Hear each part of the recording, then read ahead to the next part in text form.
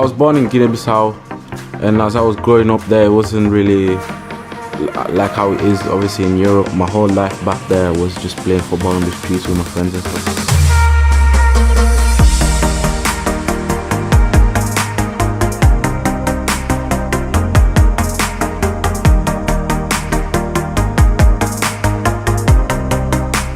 We joined York College, so we used to train with i2i in the afternoons and mornings sometimes, and then go to lessons. It was really good experience. The way they treated us showed that they cared about us and they wanted us to be great.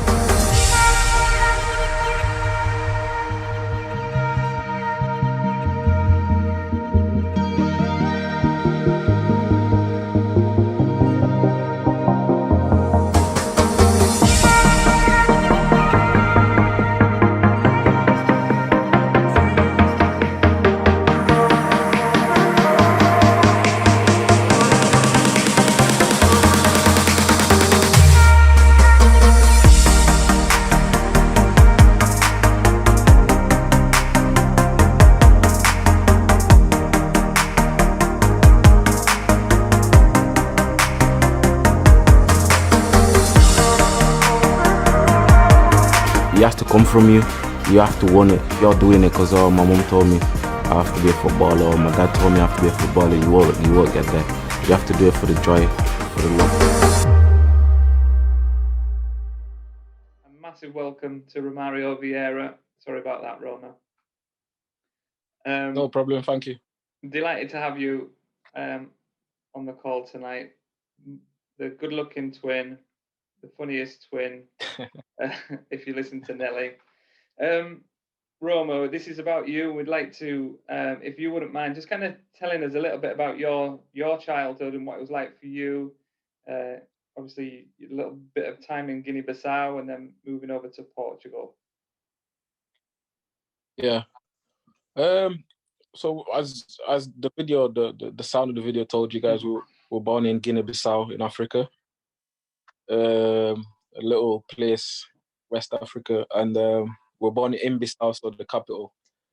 And when we were about 2, 3, my mum left us with our auntie to go and study, because she had a college offer somewhere in Brazil.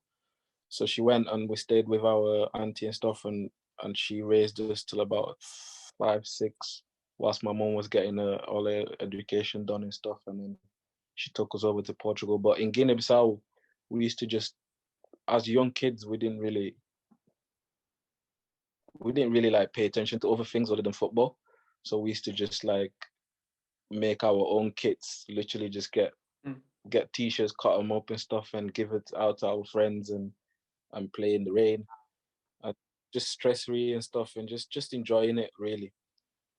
Sometimes playing barefoot, and then we'll get home, our foot is all cut up and stuff, and our auntie will get mad at us, or our clothes are ripped or dirty or stuff like that, But I think like playing those games and being around in that environment kind of taught us a lot and made us even stronger, not just physically but mentally as well. And as we moved from Guinea-Bissau to Portugal, when our mother took us to go meet her when she's finished with her education and stuff, it was a different world, because in Guinea-Bissau, like, there's a lot of poverty and stuff, so like we didn't really see stuff that we saw in Portugal. So like grass pitches that are well looked after, like parks where you could just go and have a kick about and stuff with your friends or stuff like that. So it was quite different. So like when we got to Portugal, it wasn't hard to adapt. That's one thing I think me and my brother were very good at, which is adaptation. Like anywhere we go, we could settle right in and stuff. So we got settled pretty quick in Portugal, and we started playing for a local team called Imortal in south of Portugal, Algarve. And then playing in that team, we got scouted by Sporting and Benfica.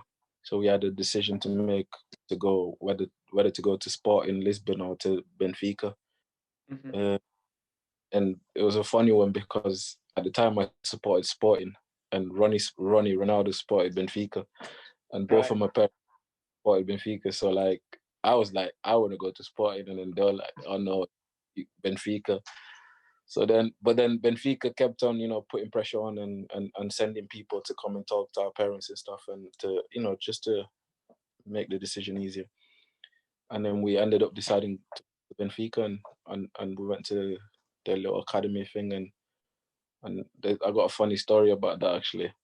So we're in this tournament, and at the time, me and Ronnie, we used to play. He used to play up front as a striker at that time, and I was like a winger / midfielder, attacking midfielder. And then we were in this tournament. We were about 9-10 scoring goals, and then we got to the semi-final. We had about 6-7 goals each, but we had the same amount.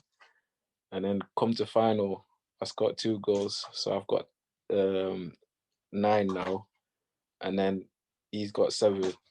So he with last two kick of the game and stuff. I had the ball to go and score, but then I passed it to him, so he made it 8-9. And then somehow he got the ball and he just drove through everyone and he scored. So we were 9-9, 9 goals each, and then we had to. So the trophy presentation thing, everyone was laughing, and then the people were like, "Oh, good thing you guys are twins, so we didn't have to like split the trophy in the middle." And take it to one household. But yeah, ended up going. Oh, yeah, can you hear me? Yeah, I can see you as well. Yeah.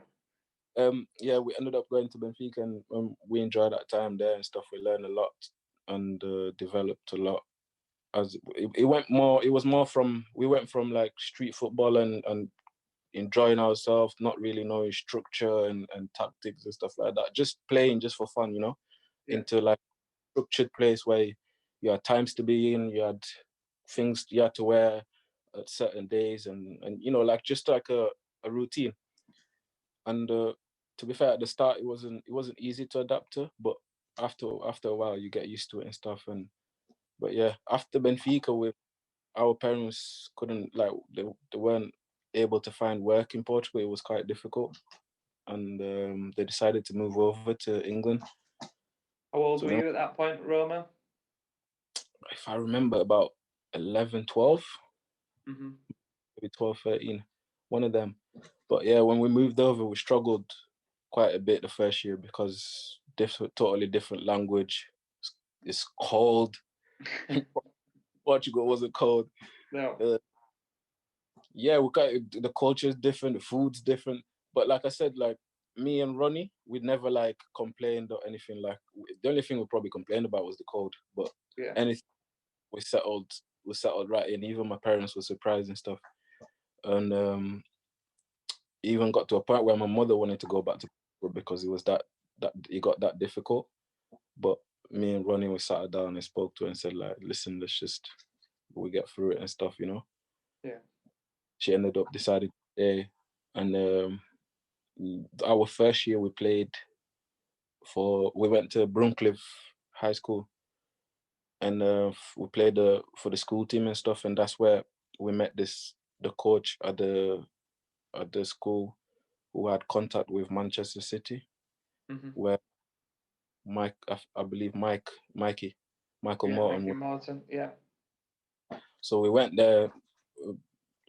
I can't really remember what happened there, but we played, I think, 2-3 games and stuff. I think it's because of the traveling. We were too young to travel to Manchester every day to go in training and stuff. So we couldn't stay there. So we just came back to Leeds, moved into the Leeds city centre, and then started going high school here. So year 10 and year 11, and then we started playing for the school team and stuff. So when we hit year 11 now to apply for college, Simon Collins messaged me on Facebook.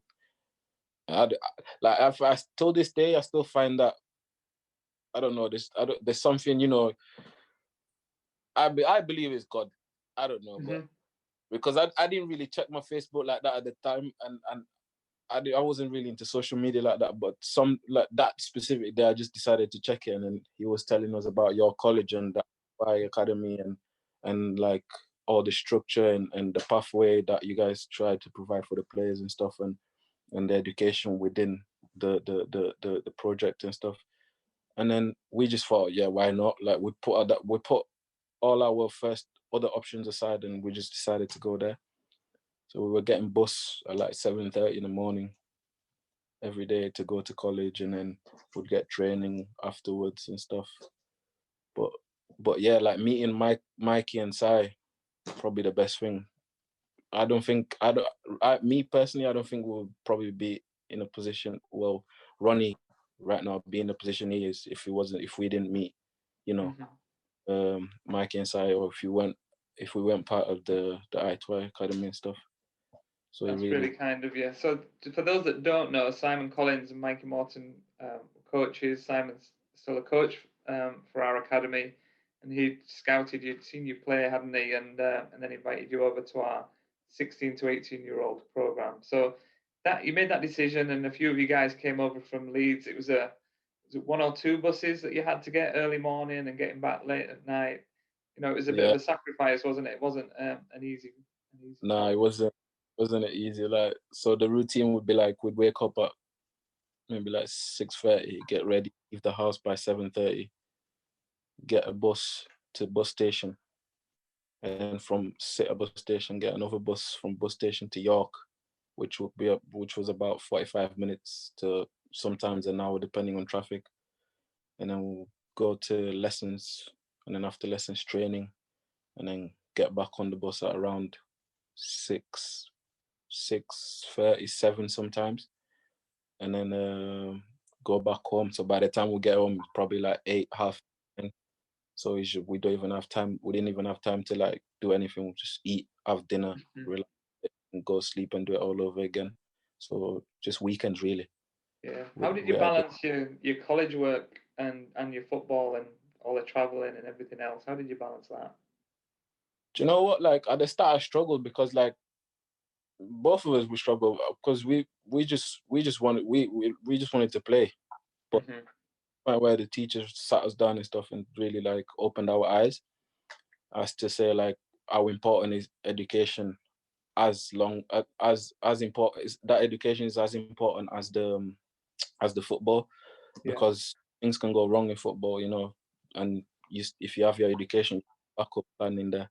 So we started at first, we struggled, but we started like just getting extra help in break times and stuff, and asking more questions or staying behind sometimes to do extra work just to catch up or to even be ahead sometimes, because sometimes with the training and stuff or getting home late, we wouldn't be able to get the work done. We just try and get as much as we can in a lesson or a break time, and then focus in the training and football. So after that, did Ronaldo go into Leeds first, and you going a little bit later? Is that how it worked? Yeah. So Ronnie got, I can't remember the year, but he went 16, 17, I think, if I'm not wrong. Yeah, 16, 17, and did well to be fair, and the manager Steve Evans, is it Steve Evans? Steve Evans, yeah. Steve Evans really liked him and gave him an opportunity, and he grabbed it. So like, to be fair, did fair play to him and stuff, and he did well, and he worked hard as well for that. So because it was Steve Evans that gave him his debut, wasn't it? He came on as a substitute at Preston. Yeah, Preston. And we drove down to London, didn't we, to see him make his debut at QPR. Yeah. We were a bit nervous that day for him. Yeah, like whenever he's playing, even till now, whenever he's playing, I feel like I'm playing. So like, I feel the nerves and stuff, and just it's like when he's about to do something, it's like my body moves. All jittery, yeah. But now we're proud of what he's done and what he's achieved. Like I said before, like it was our dream. So for him to be living it right now, and from obviously with the situation that I'm in right now, it's just like pure proudness and happiness, to be fair. Brilliant. So you followed him into Leeds a little bit later. Can you tell us a bit about that? How was that for you, playing with the 23s and involved with the first team? Yeah, got involved. Got in so when a year later, I think, or maybe like 11 months or something like that later, and then I went into the 23s and stuff. The first like I'd say 3-4 months was quite hard because, like I said, it's like in a professional environment, it's everything is like there's times for it and stuff, and you gotta follow it. So I struggled with that the first 2 months, I'd say.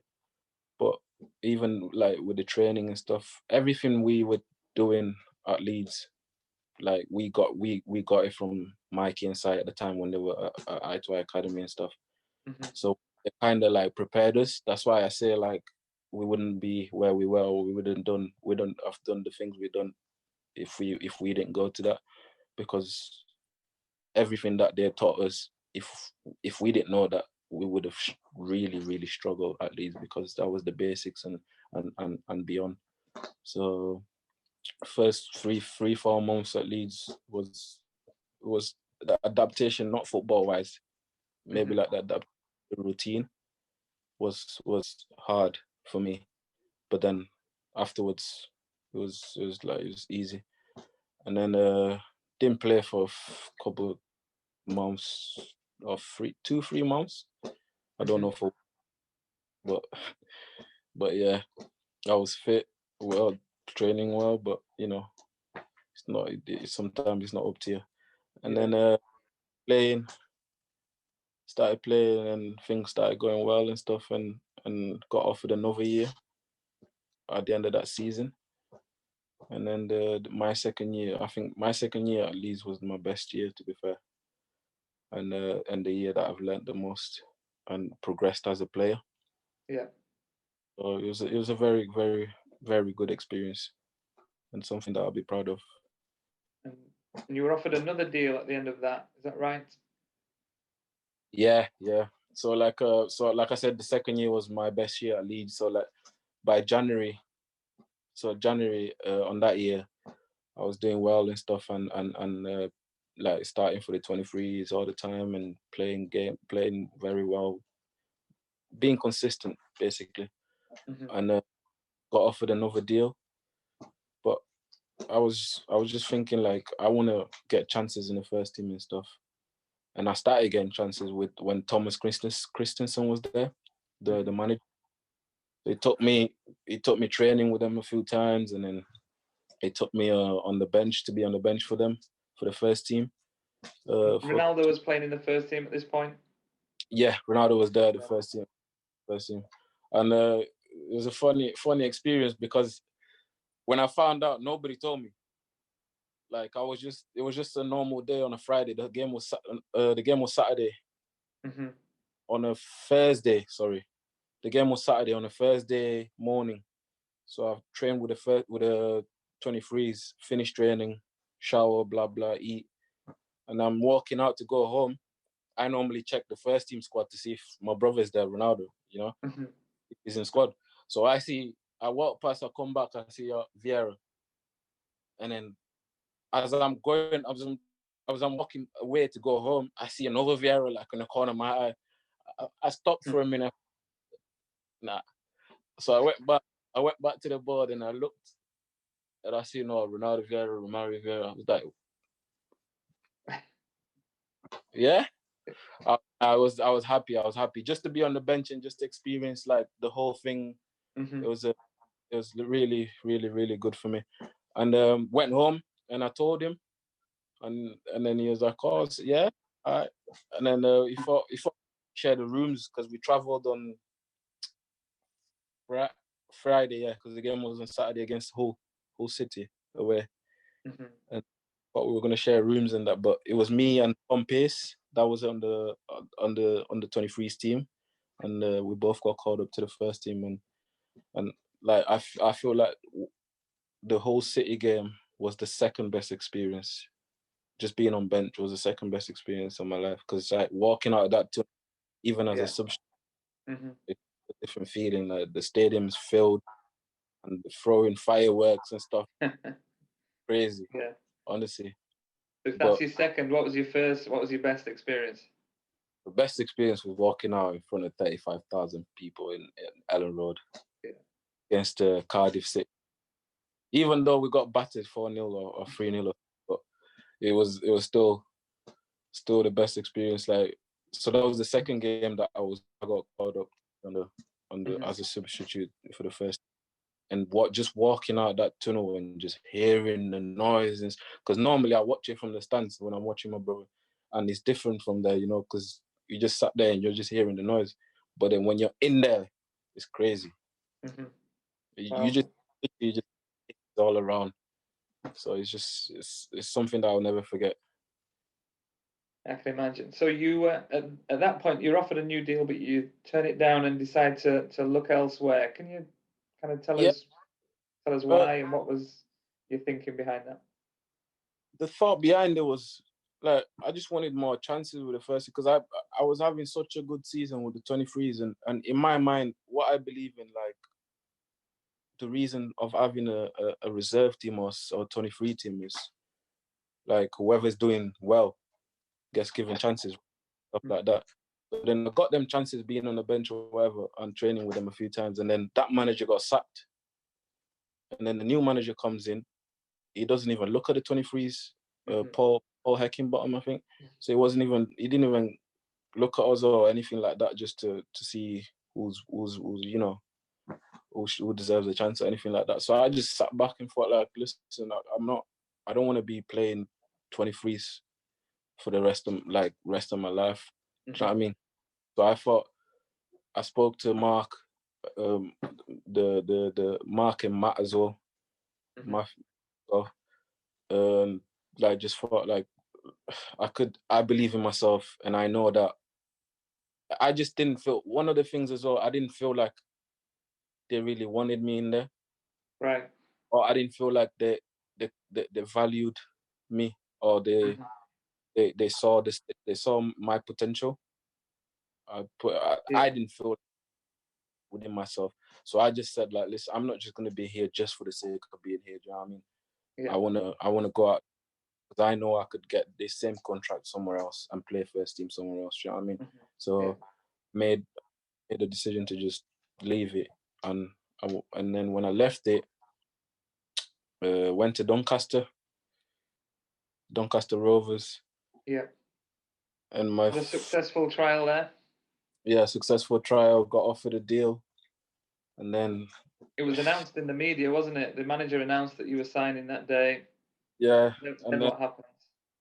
And then I played the day before I signed. I was meant to sign was on a Saturday, so they have asked me for, like, all my passport, all my details and stuff, like, to fill in the national insurance number, everything done. It was just the signature missing. And then on a Friday, I get told to go play a game for the reserves team, because somebody pulled out and they didn't have nobody else, and the first team had a game on Saturday. So I went, and unfortunately got injured there.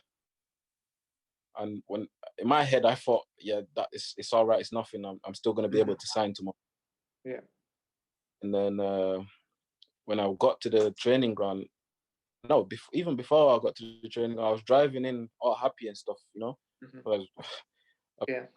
just believe stuff, and it worked out for me. I'm gonna sign basically the same deal Leeds offered me, and I'm gonna play first team football, and things like that. And then I get a phone call way to the training ground. And it's like, yeah, there's a problem. Did you have a problem with your ankle or something? I said, yeah, in the game last night, but it's nothing serious. I don't think, anyway. And then they said, oh, well, we're gonna have to check it before you sign. So I had to turn around. They booked a scan, so I had to drive to the clinic, get a scan, and then they sent the scan over to the training ground, to the physios and stuff. And then they called me into the office, and they just said, listen, like, it's not serious, but it could affect you in the long run. It could affect you next week, it could affect you the week after, or even if you just go out there for training now. So they said, the manager called me, said he spoke to the physios and said he said he really wanted me there, so they're gonna pay for for injections and stuff and see if that gets it away. So they did that, and then I spent another 2 weeks there getting treatment, and then it just wasn't right, the ankle. So they said the manager sent me a really big text actually, saying apologizing for playing me in that game and like saying that he would really wanted me to sign, but it's the people above him that obviously, which I understand, because you don't want to sign a risky player that's due to get injured tomorrow or the week after or next month, you know what I mean? So I just said, like, it's all right, it's fine, like, I understand, but I'm just going to get focused on my recovery now, and then, we'll see what happens. And that's a huge blow. You've left Leeds United, and you've got you've done a really successful trial. You've got a new deal. You're about to sign, and you have that that injury the day before you sign. I mean, football is littered with stories similar to that. But how do you bounce back after that? I think because like when that happened, I just said to myself, like, I believed in myself when I turned down that deal at Leeds, because I knew I could get the same deal somewhere else and play first team. And I got offered that deal to play the first team football, and obviously this unlucky thing happened. So I just told myself, listen, I just literally just said to myself, I come from Guinea-Bissau where there's nothing and I had nothing. And I did it all the way till we got here. So being here, now I'm not in Guinea-Bissau, I'm in England. You know what I mean? I could get treatment, I could do it again. I've done it the harder way. I can just do it now, do you know what I mean? So it was just the mindset, and just like, I've already done it once, so I can do it again. That's no problem. But then, so I recovered from my ankle. That was the problem with my ankle. And then I had surgery, actually. I had surgery on my ankle. And then I was out for 4 to 5 months. It was meant to be like 3 months, but because I didn't have no club, so I was doing the rehab on my own, and sometimes just seeing a physio once a week and stuff. So it took to rehab it. And then how do you stay motivated during that time, Roma? You know what, just having family around and having faith, and Ronnie talk, like, just communicating with you, and even watching him play, it gives you that boost as well. And just having your loved ones around you, and always, one thing I never stopped doing, and I haven't stopped till today. It's like, because I've got a goal, and every time I've always picture that goal in my head, and I think that kept me going, and that's what keeps me going. And just being, and I think, like I said, mentally, me and Ronnie were very strong. So I don't let myself, whenever I feel myself going down into that sad spot, and then I just pick myself up and, like, listen, no, you can't do that. Let's go. Like, you gotta keep going. You know what I mean? Just keep going. I love that mental strength. It's so important in every aspect of life. It's so important that you're mentally strong, and you at such a young age are so resilient. It's very good to see at such a young age. Who did you kind of look up to when you were growing up, and who did you want to be like? So like I said, when we were growing up, I was playing as a winger, in midfielder. So I would watch Luis Nani for Portugal. And I supported Sporting, and at the time he was playing for Sporting. So I used to just watch him a lot and stuff, and sometimes Cristiano Ronaldo as well. And just try and learn and learn off their game and stuff. Who would you say have been your biggest influences in your life so far? I'd say my mother, my parents, yeah. Because without them, we wouldn't be nothing. So it's them. Do you have any superstitions? Me? Yeah. Not really, no. No. You don't put your left boot on first or anything like that? Say that again? You don't put your left boot on first, or left sock on, any of that kind of nonsense? Normally, when I on a match day, I just whenever I step out the house, is my right foot first. Stepping Right. up. That's Right. It's just something that I've just been doing for a while now. What kind of things do you do outside of football? Play PlayStation, hang out with friends, family, spend time with some family, watch movies. Sometimes go out, you know, some friends go. Yeah. Daily's asked a question: Has Alfie Beeson influenced you, and he's taken a similar route to you and Ronaldo? Is he an influence for you? Yeah, of course. Him and Ronaldo, because in our friendship group, that was always that's what brought us together. I'd say, because me and Ronnie, when we met him at school in year 10, met Alfie, Dyson, and all them, and me and Ronnie were quiet and shy, so we were just standing in the corner and stuff and watching them all play football. And then one time they just invited us, and they seen that we were all right at football actually. So we all became tight as friends. So football actually brought us together. So like, and honestly, like Alfie's it's unbelievable. He's doing really well. Yeah. Yeah, I've never seen it our age. Maybe Borden and like or them Prem players, but at the level he's at, I think he should be playing higher, to be honest. Yeah, he's got a really good career in front of him, hasn't he? Yeah. On the call tonight, we've got some of the international students, and then we've got some guys that are considering joining the i2i Academy. What would you say to them? What advice would you give to people that are considering joining i2i? I'd say just look at the shirts. That's what I'd say. I'd say, listen, like I said before, like me and Ronnie, we wouldn't be where we were, or we wouldn't have done the things we've done and the achievements we've had without going through the system. And that was really, really, really, like, I think that was the game changer for us, because if we didn't come to York, I don't know what we've been doing by now. And joining the i2i Academy and also like supporting us with football, and not just with football, also with the education side, and that just and teaching us a lot of things about football that we didn't know, and making us a better person as a whole, better people, stuff, you know. But I completely advise, if you want to take the football route and become a professional footballer, that's the best place, because you got players like ex-players like Inge, who's had a fantastic career, Jono and Richard Creswell. All three of them had a fantastic career. So you can't be in no better hands, really. Brilliant. So, Thank you. Very good of you. Right, we've got some quick fire questions. Then, if anybody else has got any questions, please put them into the chat for us. So, who's the oldest out of you two twins? it's me. Who was born for? Yes, the alpha male. I look the youngest though. That's what the girls say. All right, so you're the oldest. Who's the best dancer? I'd say me. Best dancer, yeah. Cool. Most skillful?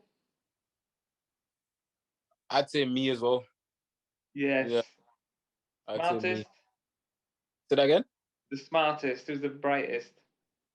Me as well. Yes, Roma. Strongest? I feel, yeah, I'll give it to him. I'll give him one. I'll give him that one. Best at FIFA? Ooh. No, what we got our days, you know. Some days, I treat him right. Other days, I get treat. He said he was better than you, to be honest. Nah. See, I'm being honest here, you know. You was modest. But I'm being honest here. Who's got the best fashion? Some days it's the same. Okay. Who's got the best fashion sense? Oh, definitely me. Yeah, he copies me all the time. Is he? Who's most likely to get married first? Oof. I'm gonna say him. Ronnie's okay. Your favorite cheat meal? Cheap or cheat? Cheat. Oof. I love me some Domino's. Yeah, Domino's Domino. pizza. Yeah. Might be an advert coming your way now after that. My final one. Have you got any twin powers? You mentioned it a little bit before, but do you have any twin powers? I don't know if I don't know if it's power or anything, but like whenever I watch him play, I don't know. It's like I'm nervous for him. I just feel some different a type of way and stuff. But he feels the same as well sometimes, from what he told me. But from that, apart from that, all these things like, oh, if I slap myself now, you feel it. None of that. You're not feeling that. Okay. Right. We've got some questions in the chat function. Yeah. I think FIFA might get brought up in a minute. Nelly's said he believes in you. Come on, mighty Taddy, but I'm sure you'll be playing somewhere else shortly after your time at Taddy. Question from Justin: how do you deal with teammates that don't like you? How do you deal with that kind of negativity? You had to deal with that before? Yeah, definitely. I think like every day before every day when you wake up, you just gotta remind yourself of your goals and stuff, and what you're going. Because at the end of the day, it's like a workplace. It's a job. So when you're going in there, you just go there, do your job, and pack your stuff and go home. You're not there for anybody to like you, but your coaches to like your talent. You know what I'm saying? So like the way you play, but your team can't really decide on what your future is. If your coach doesn't like you, then yeah, you should be worried. But if your teammates don't like you, you know what I mean? It's life. People, not everybody's gonna like you. So you just gotta stay positive and remind yourself of your end goals and stuff, and just keep working and ignore them. Show them off on the pitch, Yeah, brilliant. Thank you. A question from Rami: what's the most memorable moment from your time at i2i? Memorable moment was the trip to Holland. Where went to Holland, and that was a funny one as well because I was injured at the time. It's just injuries, man. Honestly, but yeah, I was injured at that time, but I still went with the team and stuff, and even tried to play. But it was a very, very good experience, and one thing about i2i is like it's like a big family, and everybody just grow love for each other and stuff, and I think that's what I liked about my time over there. Everybody like had love for each other, and we liked each other, and taking that onto the pitch. Like for example, when I'm playing with my brother, if I'm playing with somebody that is just my teammate, yes, I want to do good for them, but I want to do better for myself. Do you know what I mean? But if I'm playing with somebody I've got love for, or I've got some type of affection for, I'd want to die for them. So it just takes that. It just takes you to that extra mile to go for them on the pitch, and that's what I loved about i2i. We just had the one big family, and everybody took care of each other. If somebody was hungry or whatever, they had this sandwich was split in the middle. Everybody would have a bit. It was just a literally big family. Yeah. Brilliant. Thank you. Question from Dustin: did you have an agent before signing pro, and did you use an agent to go through with the deal? And I think that's the advantage of being with i2i, because they've got the academy side and the agency side, which deal with the pro clubs and have many contacts around England and some in Europe as well. And like once you progress from the academy and you graduate and stuff and you do well, that's the thing, you don't have to worry about what happens behind the scene, because you got people like Jimmy, Matt Gore, and the experienced players that have been through contract negotiation, like Ingy and Richard Creswell and Jono. They can all give their input on everything. So you just literally just focus on your football and make sure you're doing well, when everything else behind the scene gets sorted by them. Brilliant, thank you. Roma, what advice would you give to the players that might be struggling during this kind of lockdown period? Maybe motivationally, or I'd say mindset. Yeah, like I said, when you wake up every day, just remind yourself of your goal, and we've always everybody as a kid, everybody wanted to be a footballer. Always had like a vision of themselves scoring on a stadium or wearing a certain kit or scoring a type of goal. That vision, never not lose that. Always keep reminding yourself and keep seeing that vision. And every time when you wake up, just remind yourself that's my end goal. And I'm not gonna get there by being sad or by being depressed or thinking low of myself. No, I'm gonna get there by putting in that work, thinking positive of myself, and doing the best I can, and then let things work out as they should. Brilliant. Thank you. And a question here from Zach. The best player you've played with? Alfie Beeston. Alfie Beeston. Great shout. Thank you. And against? Best player you played against? Against? Ooh. That's a hard one. That is a hard one. I'm gonna have to leave that on to the end. Yeah, all right? No problem. Yeah, absolutely. Question from Ingy. So this will give you an idea of what type of question this one is. Have you played with a player that moans more than head of recruitment Corey Roper?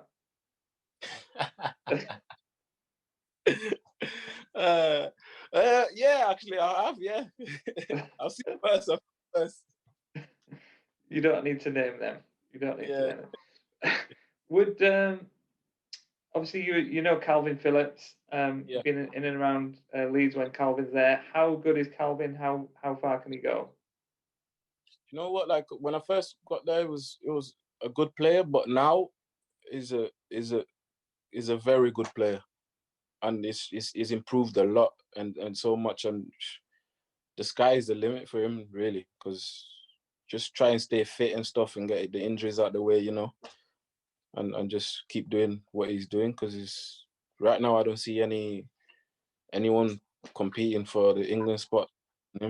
Well, when Ronnie gets started, isn't it? Yeah. We need to get Ronnie fit and playing games again. Hopefully this weekend. Would you do anything different looking back at your career so far? No. I don't have not one single regret. I used to, but I made peace with myself, and I knew that the decision that I made to turn down the contract at Leeds was the best in my eyes and in my heart, and I believed in myself, and it did work out, but unfortunately a little hurdle came on the way, and obviously it didn't go the way I wanted to, but I don't regret one thing. Brilliant. It's like you say, it's just another hurdle for you to get over, and I'm sure you will with your mental strength and your desire.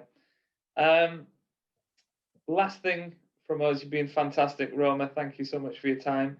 We've got a FIFA tournament that's going on at the minute. How do you fancy playing the winner of our FIFA tournament? Oh, is this serious or is this a joke? Oh, it can be it can be serious if you want it to. Oh, I'm ready whenever you are. Right. Whatever the winner is. We'll set that up so you get to play the winner. It's gotta be on PS4 or PS5 though. Okay. Not Xbox. I don't play Xbox. It's kind of different on there, so I gotta, yeah. You know all the cheats on PS5. Okay. Brilliant. Roma, thank you very much for your time. Been superb guest. Thank you very much. We wish you all the very best of luck. Stay injury free, and we'll see you soon. Fingers crossed. Thank you. Thanks, Roma. Nice talking to you lot. See you later. All right. Bye.